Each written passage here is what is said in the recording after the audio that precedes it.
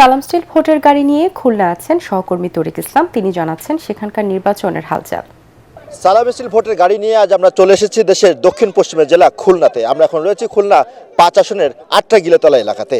আমরা সারাদিন এলাকার ভোটারদের সঙ্গে কথা বলেছি, জানতে চেয়েছি আসন্ন নির্বাচন নিয়ে তাদের ভাবনা কি আছে। আমার পাশে এখানে দু একজন ভোটার রয়েছে, সম্মানীয় ভোটার, তাদের কাছে জানতে চাইবো সামনে তো নির্বাচন, এখানকার যেই প্রার্থীরা নির্বাচনে জয়লাভ করবে তাদের কাছে আপনাদের চাওয়া কি থাকবে?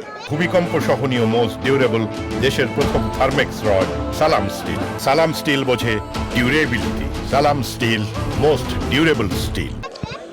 আমরা সাধারণত নিম্নবিত্ত মানুষ, দিন আনি দিন খাই। আমরা চাই দ্রব্যমূল্যের নিম্নগতি।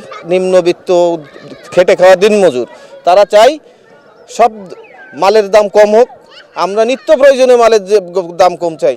সরকার দেখা যায় সরকারি আসে দেখি যে গাড়ির দাম কমায়, ফ্রিজের দাম কমায়, অথচ আমাদের চালের দাম কেউ কমায় না। রাস্তাঘাট, মসজিদ, মাদ্রাসা, বিভিন্ন প্রকার যেসব প্রকল্প আছে, স্কুল, শিক্ষা প্রতিষ্ঠান, এসবের সার্বিক উন্নয়নের জন্য উন্নয়ন হবে। খুলনা অঞ্চলের এই ৫ নম্বর আসনের মিল কলকারখানাগুলো খুলে দেয় এবং জলাবদ্ধতা নিরসনে বিশেষ ভূমিকা পালন করবে, এমনটাই কিন্তু তাদের প্রত্যাশা।